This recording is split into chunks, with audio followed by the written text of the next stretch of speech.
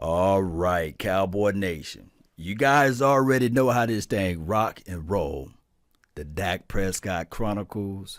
Give me the name that you guys want to put down in the description box. The Dak Chronicles, the Dak Lovers, the Dak Apologists. Just let me know, because we cannot go a week without talking Dak Prescott. Now, I managed last week to go a day or so. Got to give me kudos for that at least. And I tried to dodge this question time and time again, and I got my dog over here, Jerry Reese, to hit me up, and he said, Law, you got to talk on this. And I said, man, come on, Jerry. And when he sent me the link, I was like, okay. That's my dog, Michael Irvin. Everybody knows Michael Irvin always speak his mind. He don't hold back for nobody. And he gives us the truth, the gospel. When I hear Michael, the playmaker Irvin, jump on any radio, I pause and I stop and I listen. I'm open to everything that he says, objectively listening to, because I always like to hear the playmaker give his analogies and his talk track. And he's one of the reasons why I do this YouTube stuff and Facebook and beyond, right? Michael Irvin, the playmaker. Boy, neither here nor there. Michael Irvin came out and said, okay, the Dallas Cowboys actually owe Dak Prescott money. Back pay at that, for stealing 4 years out of his career. They got a good deal, a bargain. Hey, we know how that goes, right? We know how the PC, the political football angle of all of this goes. Nevertheless, I can tell you that Jerry Wayne Jones, he loved Dak Prescott. He loves him. But Jerry got to do Jerry things. He's a salesman. He's a billionaire, not by mistake, not by chance, right? The guy is a bona fide billionaire. People listen to what he have to say. His marketing is second to none. The reason why people walk around with NFL gear that's beyond a probably a Reebok or a Rydell is because of Jerry Wayne, right? He's a Hall of Famer, living Hall of Famer in the NFL within the confines of general manager, being an owner of a team. I love that. Nevertheless, it comes with a big price. It comes with a big price because we've seen this story been written before, right? And I'm not trying to say I got land on the moon for sale and prime real estate in Florida, unsinkable land. I'm talking about if you purchase this land from Law, boy, you'll make double on your return on your investments, right? No, what I'm trying to say here to everybody is that this is what Jerry does, right? Oh, Law, do you have any information on that? Do you have any historical data on that? Yes. You don't have to go much farther, right? From what I'm saying from here. Ezekiel Elliott, yeah, we seen that story play out, right? Didn't you guys remember Zeke who? Didn't you guys remember? I'm not finna make Ezekiel Elliott the highest running back of all time. We are not finna reset the market. And we just saw that market being resetted with Ezekiel Elliott, and SICMC got his bag and what have you. Shout out to him, right? Shout out to him. Oh, you want me to throw in another player? Oh, D-Law. D-Law, we went through the same story, same song and dance, same situation.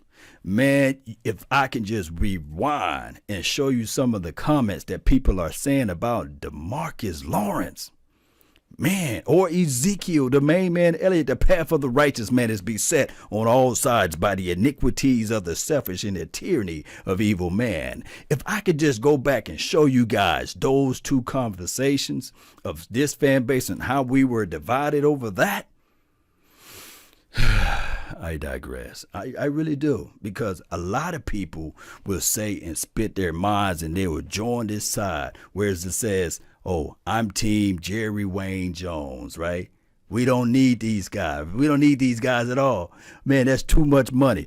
Man, you can't pay a running back $90 million, whatever it is. And people will stand their ground on that. And you see what happened to D-Law? Man, you paid him all of that paper. Did you see that? 5 sacks. That's it. Forget about stopping the run. We paid this man to get to the quarterback. We don't care if he had 3 people on him, and Tupac and Biggie, and somebody, mama, coming off the stands and being there. We don't care if the opposition is holding and the officials is blind, got vision like Ray Charles, and he's dead and blind. But we don't care about that. We only care about the results. And remember this, everyone have a reason, but results are what matter, right? Nevertheless, he only had 5 sacks, but people are beating on the drum of saying, hey, go get it, Jadeveon Clowney. That brother had 3 sacks, and I don't think that he had shoulder surgery like D-Law. But that's a story of a different day. But we seen how this Cowboys organization had the great divide. It seems like that's what gives them energy. Oh, we saw it with Dez Bryant. Man, had so many people saying he's washed, he's bust, don't give him the money, he's not top tier wide receiver. They started naming out all of the receivers during that time frame when he was looking for his bag. They were sitting there saying that, hey, Josh Norman locked him down, shut him down, he's horrible, he's trash. They paid him the money, and of course, Dez Bryant never lived up to the contract, and then they cut him, they released him and all of this stuff. And I think to this day, Dez Bryant despised this locker room, or despised, Jerry Wayne and Stephen Jones. Boy, he's spitting out a whole bunch of stuff. But that's a story of a different day. We see these stories go on and on and on, and all Jerry have to do is pay Dak Prescott. Now, for some objectivity, like Michael Irvin said, Dak Prescott have not been great. He's been perfect for this team. Not my words. It's the playmaker words, right? I can concur, I can say the same. I think that he fit right into this system. We can all look back at 2015 before he arrived to the scene and said, okay, we didn't have a glorious year when Tony Romo went down that year, and we had multiple quarterbacks to jump in, the Brandon Whedon, the Matt Council, the left-handed wonder, Kellen Moore. We can go on and on and on like a broken record. And we can talk about before Tony Romo arrived to the scene too, like the Vinny Testaverdes, we can go on and on and on, the Drew Bledsoes of the world, when everybody's saying, okay, he could be that guy for us. You saw he did this and did that, with the Patriots land. Buddy. So we've been reaching for a long, long time. All I'm saying is just take care of what you got. Respect what you got. Just understand that. Be mindful that the thing that you once had was something that you dreamed for, wished for, and longed for. And he may not be everybody's cup of tea. He may not be everybody creme de la creme. And I'm talking about Dak Prescott. But all I can tell you that you can't name me 5 quarterbacks that won more games than Dak Prescott since 2016, right? 16 to now. You can't name me 5. You can't name me 4 or 3. That's all I'm saying. Pay the man. I do know that somebody's going to say, well, the money is on the table, Law. Dak Prescott just needs to sign. But what are we arguing about? Years? Come on, Jerry. Years, really. And what most of the money that you're going to lose out of this situation? Oh, when you do the math or what have you, what is $5, maybe $6 million? That's a Tyrone Crawford, and I'm not trying to sully or denigrate Tyrone Crawford. Nevertheless, we got an extra $7 million just in our lap right now from the Travis Frederick situation. Shout out to Travis Frederick, choosing health over football, which I will recommend that you always choose health. We want to get those things right. All I'm saying is, whatever it is, if it's the years, let's just go back to the drawing board and draw up the years and get this guy his money. Like Michael Irvin, the playmaker, said, hey, we got the discount already for 4 years. Now, it was up to this particular coaching staff and this administration, as it relates to the collective body of the coaching staff, to put people in places for this team to win. We have an explosive Ezekiel Elliott, one of the top offensive line. We had to go out there because we sullied the water with the wide receivers, and we made the investment in 2018. Yes, 19 was not pretty. It started off beautiful and it kind of got ugly on us. But one can argue when we look at the games and we contextualize it, what I was saying earlier in previous videos, those games that we lost, not all of them was Dak Prescott's fault, especially the Minnesota Vikings game. When you go back and look at the game, the boy was slinging the ball all over the field. He had no issues with the situation of losing the game, right? Because he didn't. He did not lose that game. Oh, we had no issues with the erroneous calls that was during the Saints game, right? Remember that? Oh, it's Dak Prescott's fault that Jason Witten want to play basketball with the football, and the commissioner, the NFL commissioner Roger Goodell, when they send the review tape up there to what it is, New York? Oh, New York. And they said, okay, Ezekiel had fumbled the ball, but when we can look at the tape and we can see that this elbow was inside the ground. Oh, that's somehow to be Dak Prescott's fault?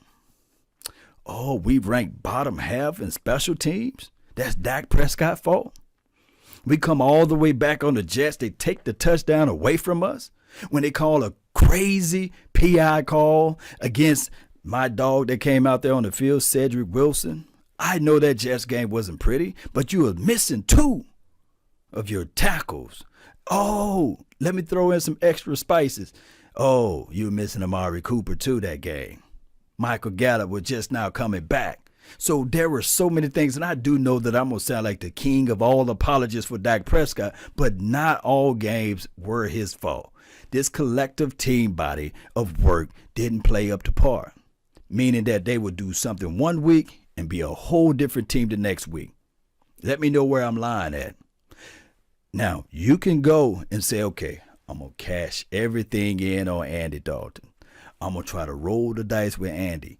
Maybe he can be the first 4 years of what Andy Dalton did. Maybe a new scenery, breath of fresh air, all of those good things. Maybe Andy Dalton can do that. Here in Big D, he can pick up the offense. He's a West Coast quarterback. Mike McCarthy run the West Coast, but people fail to realize continuity, rapport. Everybody you asked that was close to the locker room, and any reporter would tell you Dak Prescott is not just the quarterback, but he's the leader of the team on and off the field. That's all I'm saying, Cowboy Nation. We heard this story before, and I think the playmaker's right. They got their savings. They got their double discount already. All I'm saying is it's going to be hard. It's really going to be hard for anybody to put on that silver and blue and you thinking that they're going to do what Dak Prescott just exhibited and exuded out there for the 4 years. And these players don't have a relationship with Dak. Yes, they have a relationship with Dak. They believe that Dak Prescott is the heart and soul of this team, and you can't sully and denigrate that. That's all I'm saying. You pay Dak Prescott, you get this thing going. They need to figure out how to reverse this thing and stop sullying the water with what they do with this situation. Like I said, when you buy your new car and you have a garage, you do not leave your new car outside. You cover it. You figure out a way to get that thing in the garage, especially when it rains. You make sure you pay that car. You make sure you get its tune-ups and everything. You covered it a little bit better. And so far, the Dak Prescott situation, they leaving it out in the rain. They allowing this fan base to be like the Great Divide ice cream. It's good ice cream, by the way. The Great Divide by Bluebell. Y'all check that ice cream out. But post me down below how you guys feel about this situation.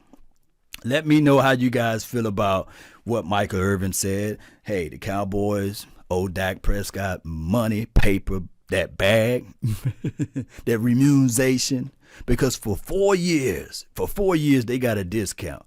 They stole from Dak Prescott. They got an unbelievable opportunity. And if they couldn't do something within the confines of that 4 years, it shouldn't be on Dak Prescott. It should be on the Dallas Cowboys. Now, it's time to pay up. They could have went out there earlier, and when the market was set for him to get paid $22 to $25 million, they played it coy and say, okay, Dak Prescott, bet on yourself. Bet on yourself. And now they asking that brother to bet on himself again? It does not work that way. Now you got to pay the price. The guy earned every grain of salt, and those pennies belongs to him. It does. Now, We can play coy with this. I just believe, just to me, not the Dak Prescott agency, but to me, this is my only advice to the multimillionaire that he is, right? So generous to donate $1 million for causes, right?